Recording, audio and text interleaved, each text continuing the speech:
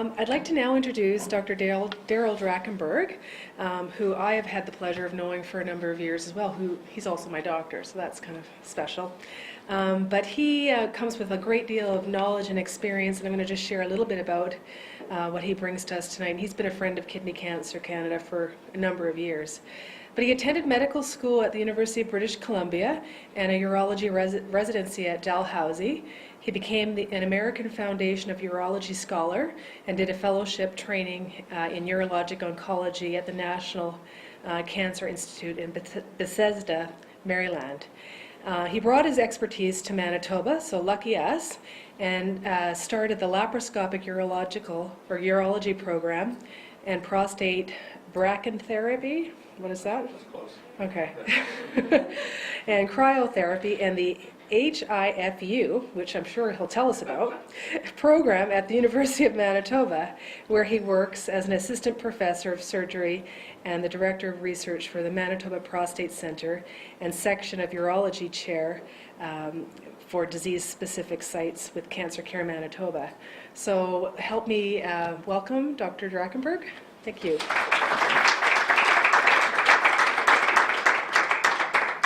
All right, well, thank you, Marion, for that kind introduction. And you almost got yourself into trouble saying HIFU, but it's all good. It means high-intensity focused ultrasound, not anything more obscene than that. But yeah, that's something actually that is emerging also for kidney cancer treatment. There's a new product available that's involving kidney high-intensity focused ultrasound, but we won't talk about that tonight because it's beyond the scope of our talk. But that is something on the horizon. So I just want to thank Catherine also for inviting me and Kidney Cancer Canada for having me as well. And we'll see if we can get to our talk. So my talk is going to be focusing on surgical management of kidney cancer and where the surgical oncologist lies in this the paradigm of treatment for kidney cancer. So hopefully I can figure out the technology to frame advance. But anyway, so I'll talk about what role we have in managing kidney cancer, and we actually have quite a great role in management, and it's only in recent times that medical oncologists and radiation oncologists have been involved in kidney cancer. Up until recently, we didn't really have much for them to do with kidney cancer until the flurry of activity in the mid-2000s, and so really it was always the domain of the surgical oncologist, and so we have a great role in managing early disease all the way to more extensive and advanced disease states. So my goal is to kind of demystify kidney cancer, and for any patient who's in here who might be dealing with the new diagnosis, I want to talk about how do people get diagnosed with kidney cancer, how it's staged when you actually have a kidney cancer, what tests do we look at to see what your prognosis will be with treatment, is the kidney cancer surgically curable and treatable, and also what does the future hold once you've had the diagnosis and potentially had some treatments, and so we'll talk about that. My colleague Dr. Gingrich, who's going to come up next, is going to talk a little more about the advanced state of kidney cancer once it's gone beyond surgical cure or beyond the kidney, so we won't focus much on that tonight. So how does kidney cancer usually present? And Robert gave a great example of how classically kidney cancer would present. The mass would grow so large that it would cause the blood vessels, and kidney cancer is kind of unique in that it's a tumor that upregulates factors that cause new blood vessels to grow into the kidney. And they're very fragile blood vessels, so strenuous activity, exercise, trauma, any of these things can precipitate bleeding from a kidney tumor. And so that's, I think, what Robert had, clot colic, I suspect, which is very similar to kidney stone type pain because you bleed blood clots into the drainage system of the kidney. So that's kind of the classic way we used to present back in the day before we had imaging. Right now, the most common way we present is what's called the incidentaloma, the incidental diagnosis based on imaging for other reasons. So someone has gallstone pain, gallbladder pain, someone has other abdominal issues, or they even get something with their chest and you can see a little bit of the kidney, and they find a kidney tumor incidentally, and that's the most common way of being found nowadays. The too late or the classic triad where you have blood in the urine, flank pain, and in the old days even a mass present when you palpate the flank, that's only seen in about 10% of patients, and that usually denotes more locally advanced disease. So it's fortunate nowadays, we don't see that very often. 90% of the patients that we see aren't presenting with this kind of a triad, and probably the majority, at least 50%, are presenting with incidental findings on imaging. But still, even though we have this earlier diagnosis with a lot of imaging that's kind of being used in the system, we're still finding 30% of patients present with metastatic disease right from the get-go. And these are the patients that hasn't changed despite saturation with imaging and despite earlier diagnosis. There's still that same percentage now over the last 3 or 4 decades still presenting with metastatic disease despite earlier interventions, despite earlier diagnosis, we think.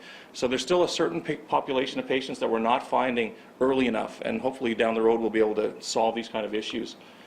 When we find a disease, I kind of mentioned, the metastatic patient, about a third of patients will present with disease outside of the kidney, so spread elsewhere in the body. About 25% or a quarter will present with what's called locally advanced disease, so that's involving the kidney, but also might be involving things like the adjacent organs. It could be spread into the liver adjacent to that, the adrenal gland that sits on top of the kidney, could be spread into the vein that drains the kidney, and in about 1% of patients it can actually spread all the way along the veins in the venous system right into the heart. And that doesn't necessarily mean that's not a curable situation. It's still potentially curable, but we really need to know about that to do planning for our therapy. And about 45% will have truly localized disease, which is something that we can routinely cure with surgery. Now, when it does spread outside of the kidney, where does it go? It goes to the lung the majority of the time, and that's why Robert had that scare, because that's the most common place that will spread to. Lymph nodes also, especially the regional lymph nodes around the kidney, are a common place for that to spread. The liver as well, the bone. It can go to the adrenal gland, the organ that sits on top of the kidney that makes adrenaline. It can either go to the same adrenal gland as the site of the kidney tumor or to the other one, about equal incidence. And so we've modified our surgical techniques now, no longer removing adrenal glands because we know there's an equal incidence to go to either adrenal. Sometimes we take the adrenal out with the side of the tumor, and that's the wrong one. So we now leave the adrenal gland if at all possible. 10% will have contralateral tumors that have spread from the one side to the other side. So that's something we see not infrequently. And then mets into the brain as well can sometimes be present, but not very often. So about 40% to 50% now are diagnosed incidentally with ultrasound, CT, or MRI for other indications, as I alluded to. Once the renal mass is identified on any imaging study, Robert's was identified, we think, on a plain X-ray, where they probably saw a distortion of the renal shadow. They usually follow that up with a CT or an MRI scan, which really gives us a very good anatomic look at kidney tumors and allows us to plan, not only stage them, but also plan the surgery and surgical management. And then we'll follow that up with a workup to try and rule out spread outside of the kidney. So it's called a metastatic workup, and that includes doing liver tests, chest X-ray as well. We do a calcium and alkaline phosphatase. Those are bone blood tests. So we try and rule out liver involvement, rule out lung involvement, rule out bone involvement. And then if someone comes in complaining of bad headaches, or they have other localizing things, like if they have a seizure, then we'll do imaging of the head as well, MRI of the head. We might do a bone scan if these bone blood tests are elevated. So those could all be part of your workup when you're initially diagnosed to make sure there's no spread outside of the kidney. So this just is a cartoon delineating the staging of kidney cancer. So the majority of patients now present with localized disease. So stage 1, less than 7 centimeters, stage 2, greater than 7 centimeters. And why AJCC, or the American Joint Cancer Agency, decided on these kind of cut points is because people with tumors less than 7 centimeters seem to do much better than people that have larger tumors than 7 centimeters, and it seems like a natural cut point for survival and for outcome. Then there's the stage 3 cancer, or these locally advanced ones that grow into the vein that drains to the heart, or they could be growing out of the fat surrounding the kidney and the fascia surrounding the kidney, called Girota's fascia. And then there's the stage 4 cancers that can be even more involved in that, can be invading into the liver, the colon, spleen, pancreas, anything that lies adjacent to the kidney can be involved as well. And as some of my OR nurses know, we often are removing all of these organs at the same time, trying to cure the kidney cancer. Now, when we get a tumor that's growing into what's called the inferior vena cava, that's the big blood vessel that drains blood from your legs to your heart. The kidney is also drained into that blood vessel, and about 10% of kidney cancers will grow into the blood vessels like that, and about 1% will grow up to the heart. So about 10% will actually be in the blood vessels of different levels. So this is just in the renal vein. This is the right kidney draining into the renal vein. This goes up to the heart. The tumor is just pushing into the IVC here. Here it's going a little bit up, and then here it's going higher, and here actually it's frankly involving the right atrium. Now we need to know that ahead of time if that's the case, because we need to plan our surgery much differently. This kind of scenario we can remove pretty easily without any aggressive kind of preoperative workup and planning. When it's growing up into the right atrium, into the heart, we need to have a cardiac surgery team available. We need to have you on cardiopulmonary bypass, and so it's a much more detailed and much more morbid procedure with more complications and things, but we need to plan for that appropriately because that's a much more complex surgery.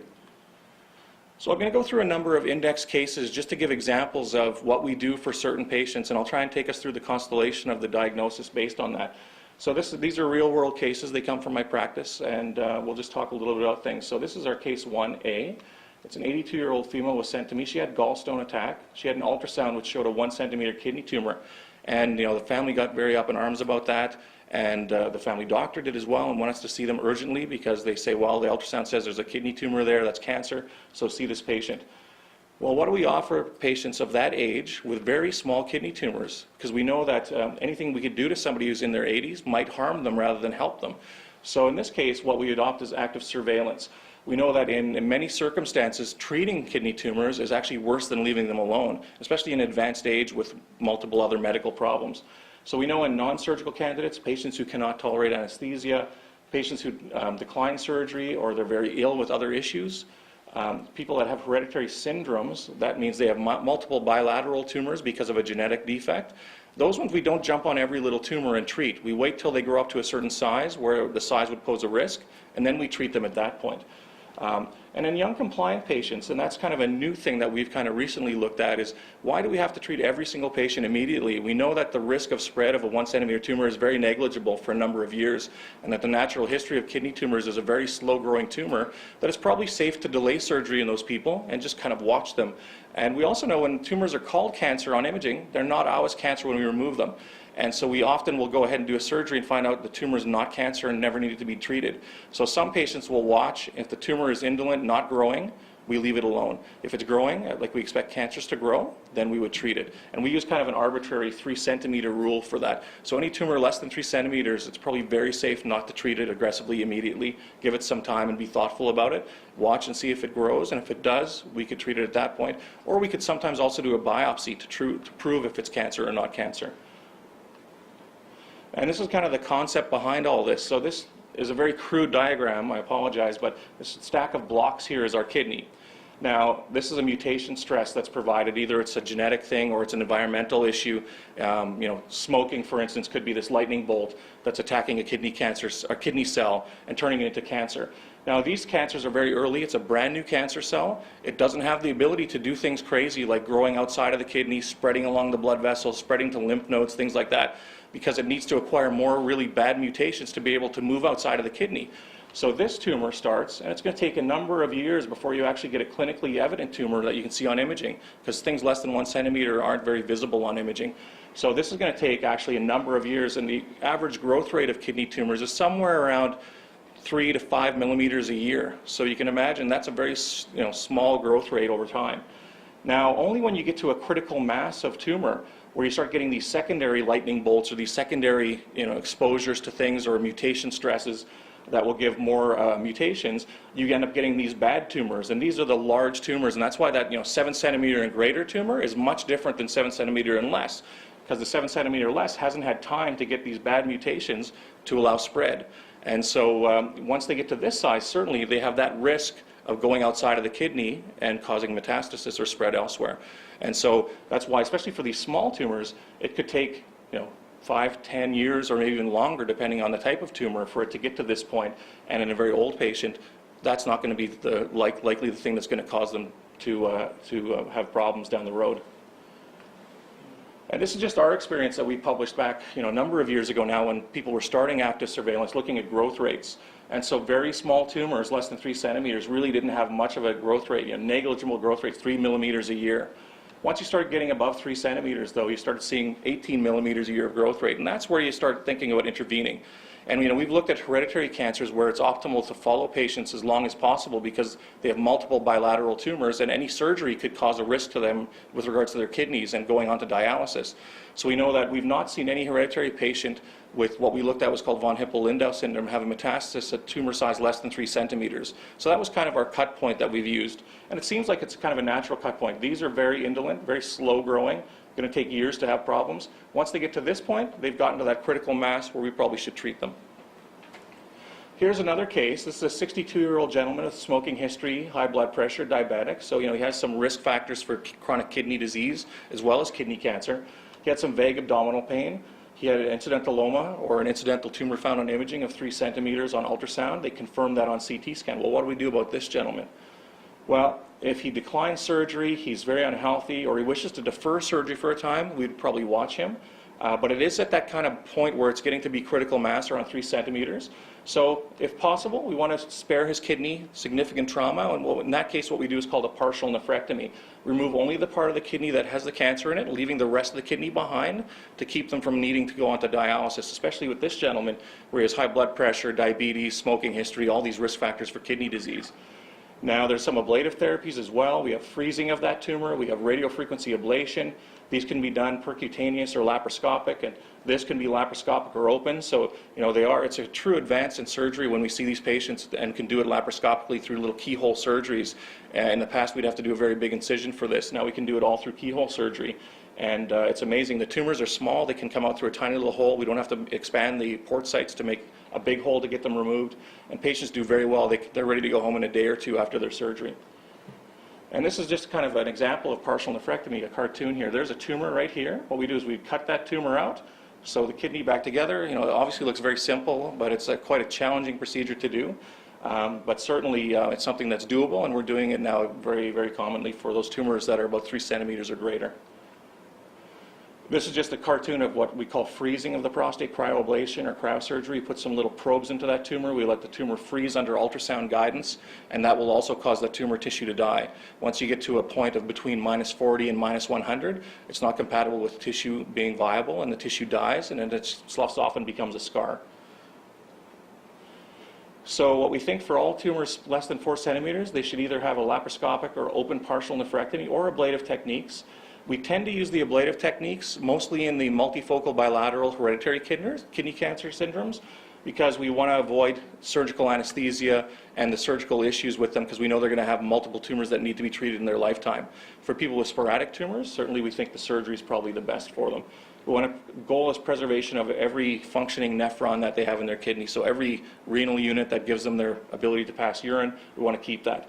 For tumors that are between 4 and 7 centimeters, now we try to expand our indications for removing only part of the kidney. If it's possible to do, we'll do a partial nephrectomy on them as well. But if it's not possible, if there's like a tumor, for instance, sitting right deep and nestled into the center here, we might not be able to do a partial nephrectomy in that regard, because we would devascularize that kidney. There'd be no blood flow in or out of that kidney. It would be a dead kidney. We would do a nephrectomy or a removal of that kidney in that regard. Here's another case, a 55-year-old male who's a smoker. He had some blood in the urine. Painless for 2 weeks. Ultrasound showed a large kidney tumor, 14 centimeters from the left kidney. How would we treat this gentleman? So in this case, clearly the kidney is not something that's preservable. The tumor is aggressive. It needs to be removed given the critical mass or the size of the tumor. So in this case, we'd remove the kidney, the entire kidney, including the capsule around it, the fat around it, and the sclerotus fascia, which is a protective coating around the kidney. We'd also remove any lymph nodes around the kidney. We might remove the adrenal gland, possibly if this was on the top of the kidney and it was invading the adrenal gland, we'd certainly remove it. Or if the adrenal appeared abnormal on imaging, we'd remove it as well. And we can do that through a laparoscopic or open approach. The preference, obviously, for patient recovery would be laparoscopic, and we do a lot of that now. But sometimes it's impossible to do that, and we have to do it through an open approach. What are the benefits of the laparoscopic, the keyhole surgery? Well, shorter hospital stay, less postoperative pain, earlier resumption of diet, shorter time off of work and activities, smaller incisions which are cosmetically appealing. I had a patient who was 17 who was a model, and she had kidney cancer. And so she really did not want any kind of even extraction scar from the laparoscopic surgery anywhere visible. So we had to take it out through her bikini line, actually. So we made a small incision in her bikini line, and she's been able to go on modeling after that with only a couple of little holes that we used for our laparoscopic surgery. And we also know if some patients have spread outside of the kidney and they need to get more therapy besides surgery, this procedure allows shorter recovery time so they can get onto their systemic therapy quicker. So in the past, one of the problems with systemic therapy was that by the time people recovered from surgery, they progressed so much they couldn't get systemic therapy. This minimizes that time from surgical recovery to getting treatment that they might need. Here's another case, a 31-year-old gentleman, right leg swelling for 2 weeks. He had an ultrasound showing a blood clot in his leg. He had a large kidney mass, and it was invading into that inferior vena cava, that big blood vessel that drains blood to the heart. The MRI we did to confirm that showed that there was extension. How would we treat him? Here's kind of a denotation of what that looks like. There's a big kidney tumor growing into the venous system or the vein. This one's growing up into the heart. Happens about 5 to 10% of kidney cancers. We need to do open surgery in this regard, although we recently looked at, actually even today at our research day, the national outcomes from laparoscopic approaches for this, which we're now advancing. Most often it's still done by open surgery. It might require bypass, like I mentioned, but it is still curable, even though it's very advanced locally. It's still a curable situation. I put not laparoscopic, and this was actually, I didn't update this from a talk a couple of years ago. Now it's possibly laparoscopic or robotic, so it is something that's now emerging as we get better with techniques and technology. Now I had surgery. What do we do at this point? Well, unlike other cancers like colon or breast or other cancers, there's no what we call adjuvant treatment or treatment after surgery that we routinely give to patients, even if they're at risk of developing spread outside of the kidney. So for instance, if we get a tumor specimen back after we remove it and it shows that it's invading into the fat around the kidney, gives them a chance of local recurrence or systemic recurrence of a higher risk than patients who had a truly localized tumor, we don't offer them things like chemotherapy or other medications like they do for colon and breast cancer. We don't really have any data that supports that. And the only actual series that looked at that a couple of decades ago was with immunotherapy, and they showed that patients did worse if you gave them that kind of treatment after the surgery. So we don't do that routinely. There's a number of clinical trials, though, that are looking at that, and we were a big component of one of the clinical trials which closed a couple of years ago, and is recently going to start giving us some data in that regard. Now, there's cytoreductive nephrectomy. That's a term that we use for patients who have cancer that's spread outside of their kidney, but they could potentially benefit still from having their kidney removed. Something unique about kidney cancer is if you remove the primary tumor, even in the face of disease outside of the kidney, the disease survival is better if you get that kidney tumor out. So for whatever reason, they respond to their systemic therapy better and they live longer. And Joel will talk a little bit about that. So we're doing often now what's called cytoreductive nephrectomy, even in patients who have disease outside of the kidney, because they do live longer and benefit from that kind of treatment. Now, if there's no spread outside of the surgically removed cancer, what happens? Well, we have a standardized follow-up, the so-called surveillance, to look at these things. So if you have stage 1, less than 7 centimeters, you would have annual blood tests, physical exam, chest x-rays, and a CT scan at year 2 and year 5. And that's all that we'd need to follow up with surveillance in that regard, because the risk of spread outside of the kidney is very low. If you go higher stage 2, greater than 7 centimeters, 6 monthly blood tests, physical chest x-ray, and CT scan at 1, 3, and 5 years. You're following people a little closer because they had worse disease. If they have stage 3 and stage 4, they get all the above, plus every 6 months for 2 years, and year 3 and 5, they get imaging. And our desire in this point is to catch recurrence early. And I can tell you, on Monday I just did a case. A gentleman 7 years ago had his kidney removed by Marion's original urologist, who's now retired. And 7 years later now he developed a recurrence in the area where the kidney was. So it was there and it was noticed and it was starting to grow. So they sent me to remove that. So it's certainly something that, you know, they had kind of seen on his imaging up to 5 years. And at 5 years they said, well, this is a small thing, we'll keep watching it. And now at 7 years it's grown to about 4 centimeters and needed to be removed. We took it out, and it's possibly something that we could cure by removing now 7 years after his original surgery. So that's what we want to do this for. We want to find those patients that might have recurrence that are still curable. And if we can't cure them, we want to find them early enough that they do better with systemic therapy. So even with all the advances in kidney cancer and all the treatments and all the medications that are out there for kidney cancer, there's 5 and 10 year survival statistics that are still quite sobering. But for small tumors, great 5 and 10 year survival. For larger tumors, a little bit less, but still very good just from surgery alone. If you have adrenal involvement or inferior vena cava involvement, more locally advanced, your survival drops. And if you have metastatic disease, it's not great.